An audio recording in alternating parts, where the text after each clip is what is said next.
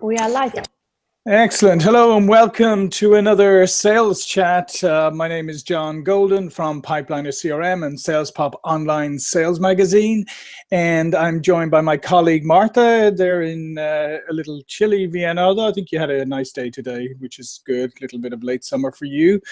And we're joined by our special guest who's in Redondo Beach, California, just outside Los Angeles, Tanya Pluckrose. How are you doing, Tanya? Hello, John. Good. Thank you very much. Thank you for this wonderful opportunity. I'm really going to look forward to passing on some real nuggets this morning. Oh, good, good. Yeah, we love nuggets in the morning. It's awesome.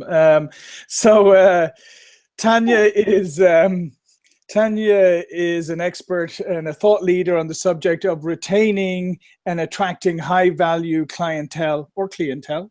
Tomato, whatever, however you want to pronounce it. And Tanya hails originally from Australia, where she led teams for Qantas Airlines that, looked after, more than 1.3 million diverse VIP customers. And she has parlayed that into a consultancy business now where, she helps companies create systems that attract and retain high value clientele.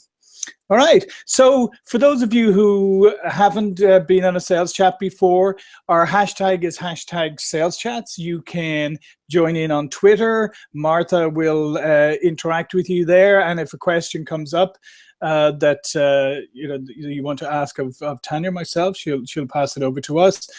We're 30 minutes, and we focus on one subject, okay? And again, as I said, today it's all about high-value clientele.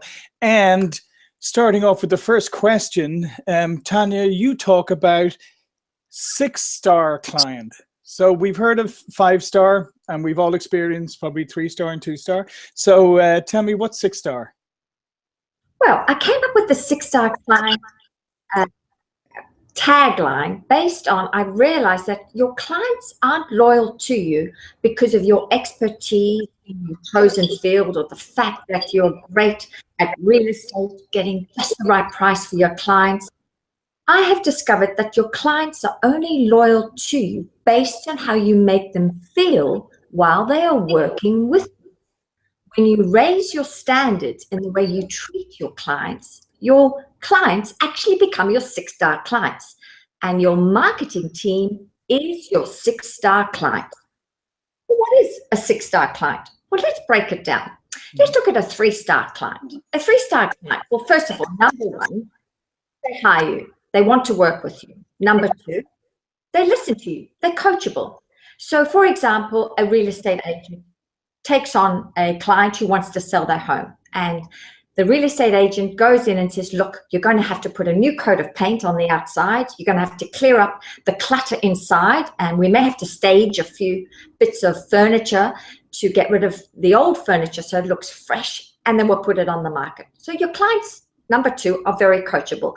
And number three, once you sell their home and get a great price, they then are your 3-star clients because they will brag about you. And they'll brag about you.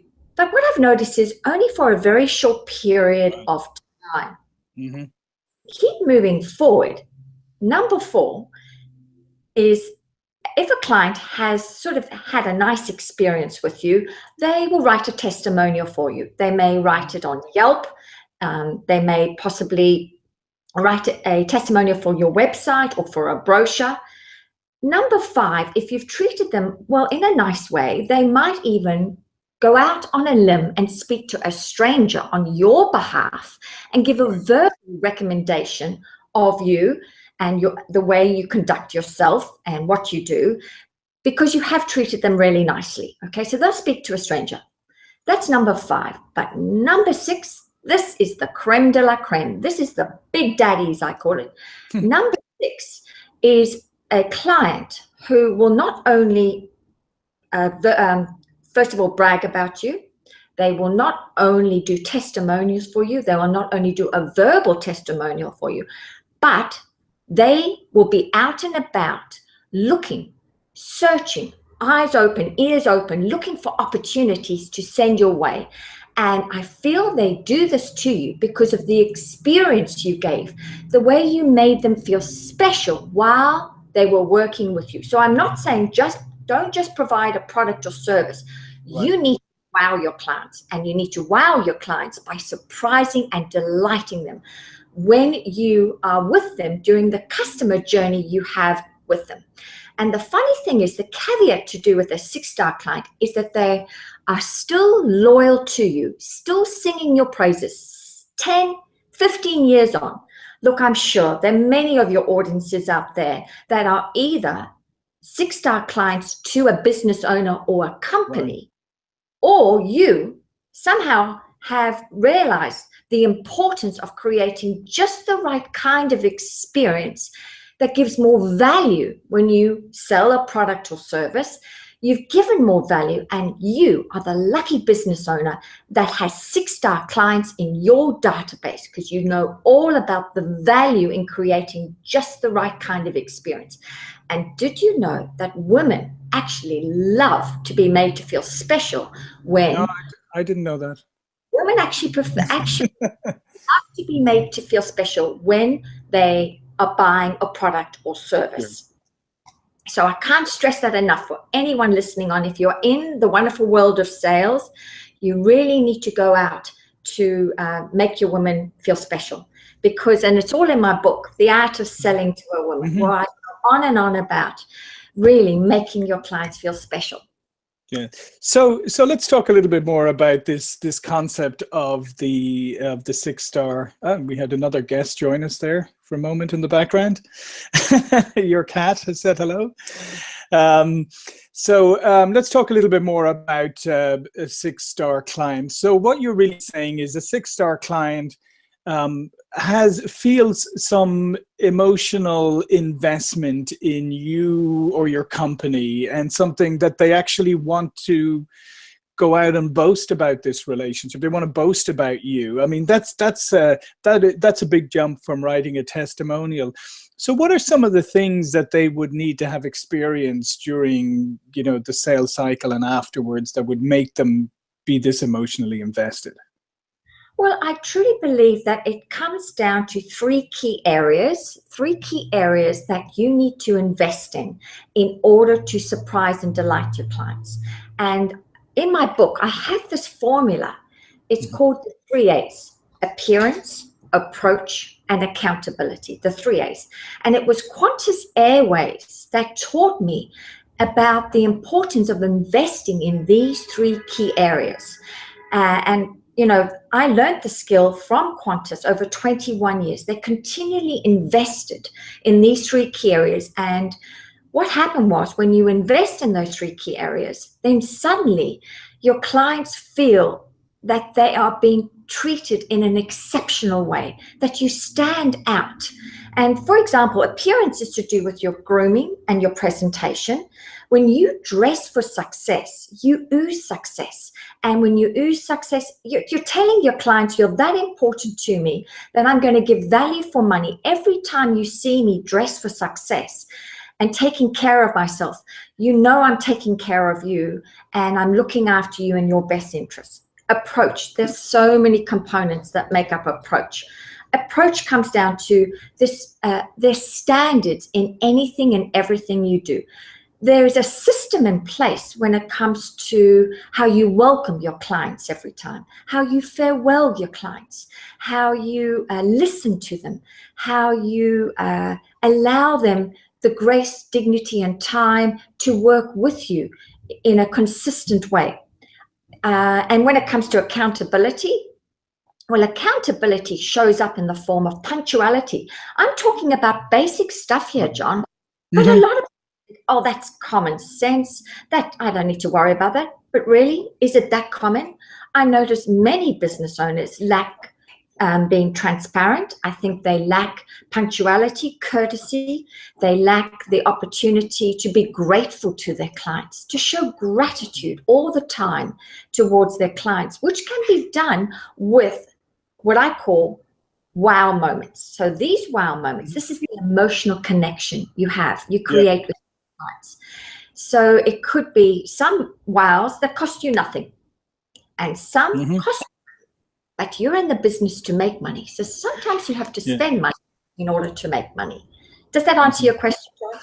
Yeah, totally. But let's talk a bit. Let's just go back a moment to what you were saying about, you know, these things. People say they're common sense. I mean, I think it's even beyond that now. We live in a very shortcut, casual culture today, right? The pervading culture. It's all about casual. It's about, I mean, things like, you know, dressing up for meeting. Like people go, oh, you know, I don't want to dress up for that, or turning up on time, or whatever. There's this casualness that has pervaded everything. So part of what you're saying is, you know, you have a great opportunity here where you can stand out by doing things that once upon a time were just baseline, right?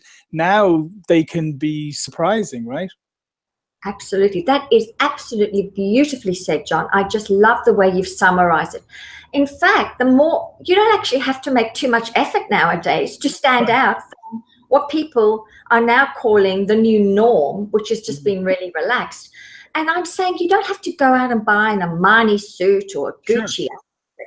You dress for what you feel is success. Remember, you're always representing your brand and its offerings. So I know for myself, when I put on a killer pair of heels, I feel like $1 million. And somehow this oozes out. This instills confidence into your clients that you know exactly what you are, what you offer, and that you are an expert in what you do. Just based. Do you know that first impressions, your appearance and grooming, accounts for 55% of first impressions? That's a lot. So I can't employ more your audience to start to just, you know, tweak a little bit now, some of the basics. Just go back to the basics and you will stand out in the crowd.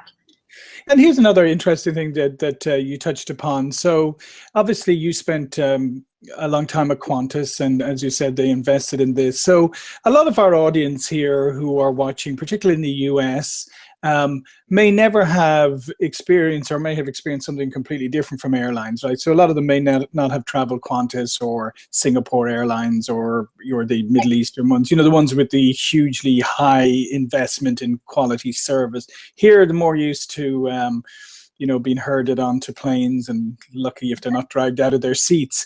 So, yeah, exactly. So, how did somebody like a Qantas, like how do they create that first impression? And maybe even somebody coming to them who's never experienced that from an airline and their expectations are very different. I mean, what did you used to do to create that first impression? Well, for starters, Qantas had a grooming. And this grooming guide, we all had to follow religiously. And we were performance managed. But Qantas understood the importance of when our flight attendants look well-groomed and they're consistently all wearing the same uniform in the right way, it sends a subliminal message to our passengers that if our flight attendants can take care of themselves, guess what? They're going to take care of you during the flight. Right. And also, appearance falls into your workplace, your showroom. You know, it's important that when a client visits your showroom, that it does look very, very neat and tidy and uncluttered. And Qantas was all about the bathrooms, making sure that we kept the bathrooms on board cleaned. We had a schedule, a system in place that we had to go and do the bathrooms on the hour, go and clean them, because it continually wanted to let the passengers know that we take safety so well, and keeping up appearances in the bathroom department clean and tidy. We're instilling confidence that we care very much about you. It's as simple as that. Yeah, and I think, okay, so anybody listening can easily bring that over into their business in terms of, I think one of the key words you said there is consistency, right? Because let's face it, what is a typical experience that a lot of us have in, you know, when we go through a buying process, right? We have the salesperson who loves us at the beginning, right? Can't get enough of us. And then once we make the purchase, well, you know, that salesperson doesn't love us so much anymore. And now we're over into customer service, and maybe customer service. Maybe you get a good person one day, maybe another time you get somebody who's like, what, why are you bothering me? So how much does consistency and setting the tone from the beginning, but then reinforcing it through the whole customer life cycle, how important is that? I think it is incredibly important. I mean, I've noticed, I've been working with car dealers recently and just locally, and I spoke to a general manager of a prestigious car brand, and I was announcing to him about the importance of consistency throughout, and he had said, no, all is well. I've trained up everyone. And I said, well, that's interesting, because I notice your sales staff, you invest heavily in upskilling them with the latest in whatever's happening in the world, but you've forgotten your car wash people. I said, why is it that every time I drop off my car to have it cleaned, they don't use my name? And I said, and it's funny, I've made it really easy for them. I've actually got my surname on my number plate. I said, I've been here for 2 years and they still haven't used my surname. And I said, I find a lot of companies, they invest in, as you say, the salespeople, but forget the rest. And yet the first impression, the first point of contact is that person back of house. Mm-hmm. Back of house. That's where it should, begin. And then climb up the ladder. Your sales staff are very upskilled. I think now we need to go back to ensuring everyone is on board in your company, everyone. What happens that day if your client was dealing with a particular salesperson and they're not there, but someone back of house has to step in?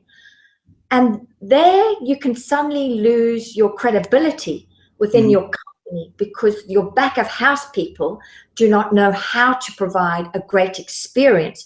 They may not have the information, but they can still give the touches, as I say, the wow moments in other ways to keep the stickiness of your client coming back. Yeah, so a lot of it sounds that a lot of it is attitudinal as well, in terms of, as you say, you may not have the information, but if I'm interacting with a company as a customer, right?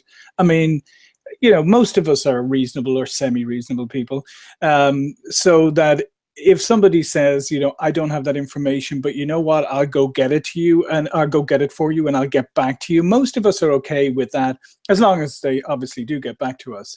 But it's all in the attitude about whether that's, I don't know that. Listen, I'll go find it out. Or listen, this is, I'll go find that out for you. Sorry about this. Let me find it out. I'll get back to you as quickly as I can. I think I can, whatever.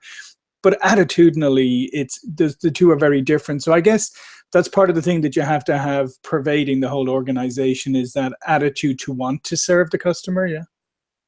It's that can-do attitude. As my favorite saying is, think like a client, but act like a CEO. Everyone should be thinking in the shoes of a client, but acting like the CEO of this company, even if you are just washing cars. This is where it's that anticipating the unexpressed needs of your clients. Everyone has, I guess, been empowered to go out of the way to surprise and delight their clients. A great example of this is the Ritz-Carlton. The Ritz-Carlton, all their staff throughout the world, in every hotel establishment around the world, is empowered to wow their customers. And that's where I'm coming from. That's it's my passion, my purpose, and my pledge to now get everyone on board and being proactive in doing their best to service the customer, because everyone is part and parcel of that company and the success of that company. It's not just your sales staff. Yeah. So, I mean, and the nice thing about this is it's something that, we've been working on ourselves internally at Pipeliner, is the idea of the experience. And I think it's becoming more and more critical for organizations, because in many sectors, products and services are becoming, in the eyes of consumers, somewhat commoditized or somewhat interchangeable. So when you're in a situation like that, what have you got? The only thing you can differentiate really heavily on is the experience, right? Is how you treat your prospects and your customers. Well, also, I want to stress now to everyone in the world, your customers now, your clients are actually staying at home more and doing shopping online than going to a store. Mm-hmm. So the fact is, if they're going to get in their car and visit your store, you better go out of your way to wow them, because most people now are taking the more convenient route and doing it online in the comfort of their own living room.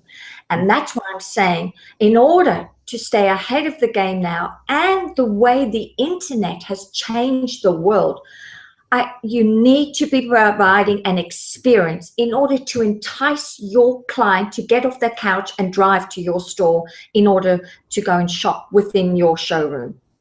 Yeah, no, that's an interesting point, because sometimes when you do actually go into a physical store now, you're often reminded about why you like shopping online rather than the other way around.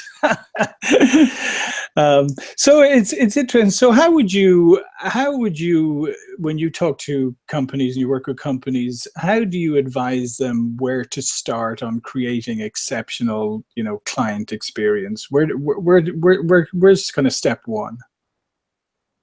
Okay, well, step one would be, I love to go in and see where a company's doing really well. They're not in the 3 key areas: appearance, approach, and accountability. Now, some companies have a uniform standard. It may be business attire that everyone's on board with. For example, a car dealership. However, they may fall down when it comes to their approach, which makes up many, many components, and accountability. So I like to come in and look at where are the gaps, and then start to implement the changes with suggestions, a training program, and get everyone on board, because you never know the day when someone back of house may have to step forward and be of service to a customer. Mm-hmm. So let's talk a little bit about the accountability piece, because I always find accountability is a very interesting subject, because all of us believe in the idea of accountability, but a lot of the times we believe in an accountability of other people, right? We think, well, they should be held accountable, you should be accountable, whatever. But it has to start with yourself, right? Accountability starts at home. So how is, in your experience, how is that something that you really get people to understand and grasp? Because, starting with yourself is always the hardest one. It's much easier to start by pointing out where other people have accountability deficits. Well, I think you can start by being accountable with my 3 concepts: your appearance and your approach, and also the way you follow up during that customer journey you have with your clients. And I think it's just treating others the way you would like to be treated if you were shopping. What does that look like? Accountability for me is made up, it's intertwined into anything and everything you do. Everything. It's the way you speak to your clients, the tone of your voice. This is an interesting one I'll share with you. Mm-hmm. I recently gave a talk to a number of real estate agents, and afterwards I rang them up to get to know them a little bit more. I'd love to see if I could send some referrals to them. Sure. And I rang them up, and some were busy in the moment. That's okay, but I left my name and number. And I noticed that out of 25 real estate agents, only 2 rang me back. And I thought, that's the accountability. I could be sitting on a gold mine, mm-hmm. a diamond field full of referrals. And here was an opportunity to be accountable, to show up and obviously deliver customer service by returning my phone call, and they didn't even bother. And this is what I'm saying. It's as simple as that. It's common sense, but it's not that common. Mm-hmm. I don't know why people even send an email. That's a form of saying thank you for ringing me, whatever it might be. But it's down to the basics. But people have forgotten the basics now. They're just not doing it. They say they're too busy. Yeah. Really? But a text, even a quick email, whatever it is. I feel that when you even return someone's phone call, it's acknowledging another human being. And in fact, it's dignifying someone else. And it's as simple as that. Yet people aren't doing it anymore.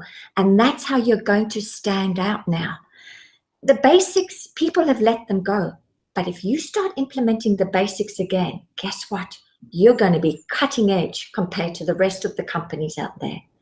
Yeah, no, I can agree more. I think, like we said earlier, I think that, bringing back the basics and then maybe stepping it up a notch or two will really stand out. But it is an interesting thing is where we have this perception now that we're always, everybody is so busy. It's so busy. But if you really analyze it, it's all about prioritization and focus. And obviously in your example, quite bizarrely, the priority was not the fact that you were about to try and give them business, right? Which you would have thought would have got you to the top of the list, but clearly they weren't prioritizing correctly. Okay, well we're bumping up against the end of our half hour here, Tanya. So what I wanted to do is what we like to do with all our guests is ask you to share your own power tip. So what is something that you do every morning or every day to set yourself up for success? What do I do? Well, I love to get up early. I'm usually up about 5:30. I love to cup of tea in hand first, prayer and meditation, yoga. I love yoga just to get back to yourself.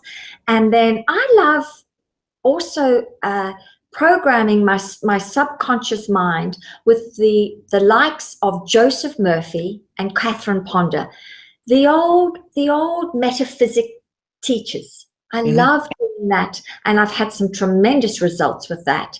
So that's my basic start. And then I always, I'm all about excellence. And so I always make sure I dress and represent my brand at any time of the day, because you never know who you're going to bump into and who may want to hire you. So I always put on my makeup and I dress for success. But remember, I've come from an industry where grooming and presentation was everything.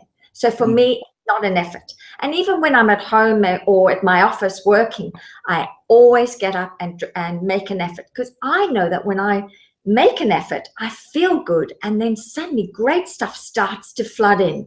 It's that vibration of success that sends wonderful things my way.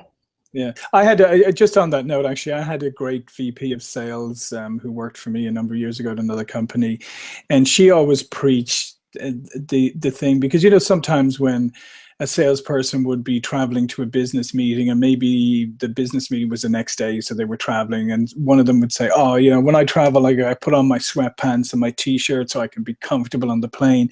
And she would always say, well, what happens if somebody's sitting next to you? What happens if you bump into somebody? So that's how you want to represent us in the company, is in your comfortable t-shirt and your sweatpants, And she used to always preach to them, no, you should look like you're on a sales call all the time, because you just never know who you might meet.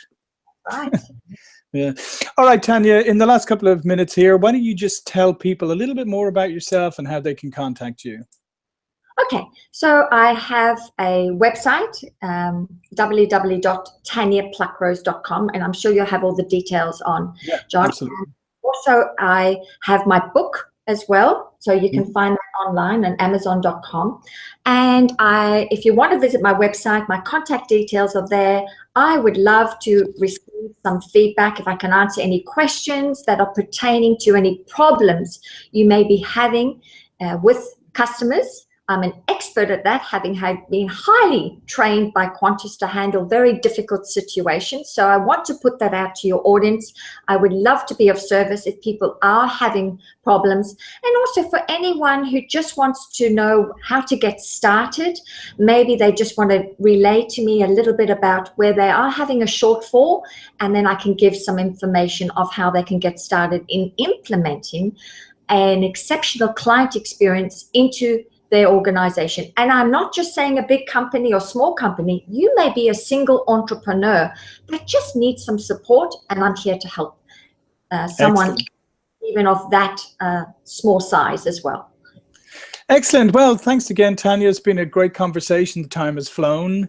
Thanks, Martha in Vienna, for keeping everything going. Keeping the Twitter chat going. Again, my name is John Golden, SalesPOP Online Sales Magazine and Pipeliner CRM, and we'll see you for another sales chat very soon. Thank you. Bye, everyone. Bye, John. Thank you.